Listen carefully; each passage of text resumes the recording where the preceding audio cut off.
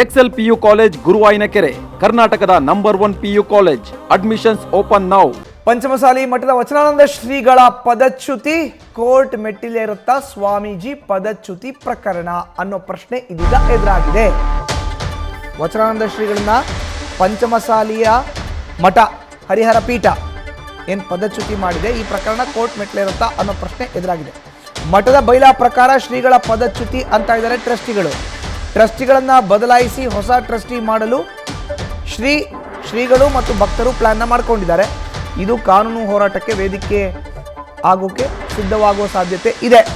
ಶ್ರೀಗಳನ್ನ ಮಠ ಬಿಡಿಸಿ ತೀರ್ತೀವಿ ಅಂತ ಟ್ರಸ್ಟಿಗಳು ಹೇಳ್ತಾ ಇದ್ದಾರೆ. ಇನ್ನೊಂದು ಕಡೆ ಯಾವುದೇ ಕಾರಣಕ್ಕೂ ಮಠ ಬಿಡೋದಿಲ್ಲ ಅಂತ ಶ್ರೀಗಳು ಹೇಳ್ತಾ ಇದ್ದಾರೆ. ವಚನಾನಂದ ಶ್ರೀಗಳು ಕಾನೂನು ಸಮರಕ್ಕೆ ಸಂಘರ್ಷಕ್ಕೆ ಕಾರಣವಾಗುವ ಸಾಧ್ಯತೆ ಇದೆ. ಈ ವಿಷಯ ಪಂಚಮಸಾಲಿ ಮಠದ ಪರಿಸ್ಥಿತಿ ನೋಡಿ ಮಠದ ಭಕ್ತರು ಬಹಳ ನೋವಿನಲ್ಲಿ ಇದ್ದಾರೆ.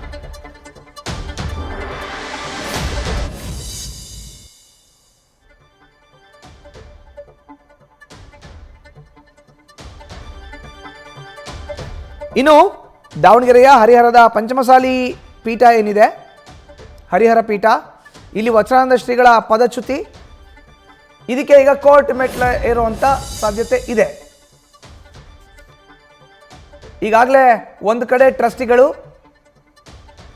ಸ್ವಾಮೀಜಿನ ಬಿಡಿಸ್ಬೇಕು ಮಠ ಅಂತ ಪ್ಲಾನ್ ಮಾಡ್ತಾ ಇದ್ದಾರೆ. ಇನ್ನೊಂದು ಕಡೆ ಟ್ರಸ್ಟಿಗಳನ್ನ ಚೇಂಜ್ ಮಾಡಬೇಕು ಅಂತ ಶ್ರೀಗಳು ಮುಂದಾಗ್ತಾ ಇದ್ದಾರೆ, ಭಕ್ತರು ಮುಂದಾಗ್ತಾ ಇದ್ದಾರೆ. ಹೆಚ್ಚಿನ ಮಾಹಿತಿ ನೀಡ್ತಾರೆ ನಮ್ಮ ಪ್ರತಿನಿಧಿ ಮಹದೇವ್. ನೇರ ಸಂಪರ್ಕಕ್ಕೆ ಜಾಯ್ನ್ ಆಗಿದ್ದಾರೆ.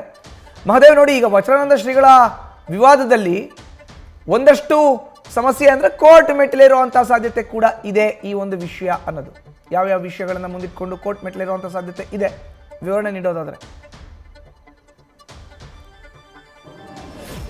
ಮಧುಸೂದನ್, ಕಳೆದ 2 ದಿನಗಳ ಹಿಂದೆ ಹರಿಹರ ಪಂಚಮಸಾಲಿ ಪೀಠದ ವಚನಾನಂದ ಶ್ರೀಗಳನ್ನು ಏನು ಪದಚ್ಯುತಿ ಪೀಠದಿಂದ ಏನು ಪದಚ್ಯುತಿಯನ್ನು ಮಾಡಲಾಯಿತು, 12 ಟ್ರಸ್ಟ್ನ ಸದಸ್ಯರು ಸೇರಿ ಸ್ವಾಮೀಜಿ ಬೇಡ ಅಂತ ಹೇಳಿ, ಮಠಕ್ಕೆ ಬೇಡ ಅಂತ ಹೇಳಿ ಅವ್ರನ್ನ ಪದಚ್ಯುತಿ ಮಾಡುವಂಥ ಕೆಲಸವನ್ನು ಮಾಡಿದರು. ಏಕಾಏಕಿ ಟ್ರಸ್ಟ್ನ ಸದಸ್ಯರು ಈ ರೀತಿಯಾದಂಥ ನಿರ್ಣಯವನ್ನು ತೆಗೆದುಕೊಳ್ಳೋದು ಎಷ್ಟರ ಮಟ್ಟಿಗೆ ಸರಿ?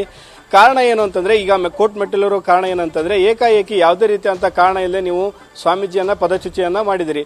ಏನಾದರೂ ಒಂದು ನೋಟಿಸನ್ನು ಕೊಟ್ಟು ಅವರಿಂದ ಕಾರಣ ಕೇಳಿ ಯಾಕೆ ನಿಮ್ಮನ್ನು ಪದಚ್ಯುತಿಯನ್ನು ಮಾಡ್ತಾ ಇದ್ದೀವಿ ಅಂತ ಹೇಳಿ ಅವರಿಗೆ ನೋಟಿಸನ್ನು ಕೊಟ್ಟು ಅದರಿಂದ ಕಾರಣವನ್ನು ಕೇಳಿ ಅದರಿಂದ ಬರುವಂಥ ಅವರು ಏನು ಸ್ಪಷ್ಟನೆಯನ್ನು ಕೊಡ್ತಾರೆ ಅದನ್ನು ಕೇಳಿ ಆಮೇಲೆ ಅವ್ರನ್ನ ಪದಚ್ಯುತಿಯನ್ನು ಮಾಡುವಂಥ ಕೆಲಸವನ್ನು ಮಾಡಬೇಕಾಗಿತ್ತು. ಆದರೆ ಆ ರೀತಿಯಾದಂಥ ಯಾವುದೇ ರೀತಿಯಾದಂಥ ಕೆಲಸಗಳನ್ನು 12 ಜನ ಟ್ರಸ್ಟ್ ಸದಸ್ಯರು ಮಾಡೋದಿಲ್ಲ. ಏಕಾಏಕಿ ಬರ್ತಾರೆ, ಪೊಲೀಸ್ ಭದ್ರತೆಯನ್ನು ತೆಗೆದುಕೊಳ್ತಾರೆ. ಈ ದಿನ ನಾವು ಮೀಟಿಂಗನ್ನು ಮಾಡ್ತೀವಿ ಅಂತ ಹೇಳಿ 13ಕ್ಕೆ ಮೀಟಿಂಗನ್ನು ಫಿಕ್ಸ್ ಮಾಡ್ತಾರೆ. ಎಲ್ಲ ಟ್ರಸ್ಟ್ನ 12 ಸದಸ್ಯರು ಬಂದು ನೇರವಾಗಿ ಮಠಕ್ಕೆ ಪೊಲೀಸರ ಭದ್ರತೆಯಲ್ಲಿ ಹೋಗಿ ಮೀಟಿಂಗನ್ನು ಮಾಡಿ ಬಂದು ಒಂದು ಘೋಷಣೆಯನ್ನು ಮಾಡ್ತಾರೆ. ನಾವು ಇನ್ಮೇಲೆ ಪಂಚಮಸಾಲಿ ಪೀಠದ ವಚನಾನಂದ ಶ್ರೀಗಳನ್ನ ಪೀಠದಲ್ಲಿ ಮುಂದುವರಿಯೋಕೆ ಬಿಡೋದಿಲ್ಲ, ಅವರು ಪದಚ್ಯುತಿ ಆಗಿದ್ದಾರೆ, ಅವರ ನಡೆ ನುಡಿ ಸರಿಯಿಲ್ಲ ಅನ್ನೋ ಒಂದು ಮಾತನ್ನು ಅಲ್ಲಿಂದ ಘೋಷಣೆ ಮಾಡ್ತಾರೆ. ಇದು ಸಾಕಷ್ಟು ಭಕ್ತರ ಆಕ್ರೋಶಕ್ಕೆ ಕಾರಣ ಆಗುತ್ತೆ. ಅಲ್ಲಿಂದ ಭಕ್ತರು ಬಂದು ಮಠಾಧೀಶರಿಗೆ ಒಂದು ಬೆಂಬಲವನ್ನು ಕೊಟ್ಟು, ನೀವು ಯಾವುದೇ ಕಾರಣಕ್ಕೂ ಹಿಂದೆ ಸರಿಯಕ್ಕೆ ಹೋಗಬೇಡಿ, 12 ಜನ ಸದಸ್ಯರು ಹೇಳಿದರೆ ಅದು ಸಿಂಧು ಅಲ್ಲ, ನಾವು ಭಕ್ತರೆಲ್ಲ ಹೇಳಿ ಮೀಟಿಂಗನ್ನು ಮಾಡಿ ಅಥವಾ ನಿಮಗೆ ಒಂದು ನೋಟಿಸನ್ನು ಕೊಟ್ಟು ಆ ರೀತಿಯಾಗಿ ಕಾನೂನು ರೀತಿ ಆದಂಥ ಕೆಲಸವನ್ನು ಮಾಡಬೇಕು. ಆ ರೀತಿಯಾದಂಥ ಯಾವುದೇ ರೀತಿಯಾದಂಥ ಕೆಲಸವನ್ನು 12 ಜನ ಸದಸ್ಯರು ಮಾಡೋದಿಲ್ಲ. ಇದು ಕಾನೂನು ರೀತಿ ತಪ್ಪು. ಹೀಗಾಗಿ ಇದರ ವಿರುದ್ಧ ಹೋರಾಟವನ್ನು ಮಾಡೋಣ. ನಿಮಗೆ ಸಕಾರಣ ಏನು, ಸ್ವಾಮೀಜಿಯನ್ನು ಪದಚ್ಯುತಿ ಮಾಡೋದಕ್ಕೆ ಕಾರಣ ಏನು ಅನ್ನೋದು ಅವರು ಸ್ಪಷ್ಟಪಡಿಸಬೇಕು. ಆ ರೀತಿಯಂತ ಯಾವುದೇ ಗಂಭೀರವಾದಂಥ ಕಾರಣ ಸ್ವಾಮೀಜಿಯನ್ನು ತೆಗೆದು ಹಾಕಕ್ಕೆ ಅವ್ರ ಬಳಿ ಇಲ್ಲ. ಇದರ ಬಗ್ಗೆ ಸಾಕ್ಷಿಗಳನ್ನು ಸಂಗ್ರಹ ಮಾಡೋಣ, ಇದು ಅಸಿಂಧು ಅಂತ ಹೇಳೋಣ, ಕೋರ್ಟಿಗೆ ಎಲ್ಲ ರೀತಿಯಾದಂಥ ಸಾಕ್ಷಿಗಳನ್ನು ತೆಗೆದುಕೊಂಡು ಹೋಗಿ ಆ ಸಾಕ್ಷಿಗಳನ್ನು ಕೋರ್ಟಿಗೆ ಒಪ್ಪಿಸಿ ಅದು ಪದಚ್ಯುತಿ ಅಸಿಂಧು ಅಂತ ಹೇಳೋಣ ಅಂತ ಹೇಳ್ತಾರೆ. ಅದಕ್ಕೆ ಕೆಲವೊಂದಿಷ್ಟು ದಾಖಲೆ ಏನಂತಂದರೆ, ಮಠಕ್ಕೆ CCTV ತಂದು ಅದನ್ನು ತಾವು ಕಳ್ಳರ ರೀತಿ ಅಂಟಿಸಿರೋದು ಮತ್ತು ಈ ರೀತಿಯಂಥ ಹಲವು ದಾಖಲೆಯನ್ನು ತೆಗೆದುಕೊಂಡು ಕಾನೂನು ಮೆಟ್ಟಿಲಿರೋಕೆ ಸ್ವಾಮೀಜಿ ಮತ್ತು ಟ್ರಸ್ಟ್ ಸದಸ್ಯರು ಕೂಡ ಮುಂದಾಗಿರುವಂಥದ್ದು. ಮಧುಸೂದನ್, ಧನ್ಯವಾದ ಮಹಾದೇವ್ ನಿಮ್ಮ ಮಾಹಿತಿಗೆ.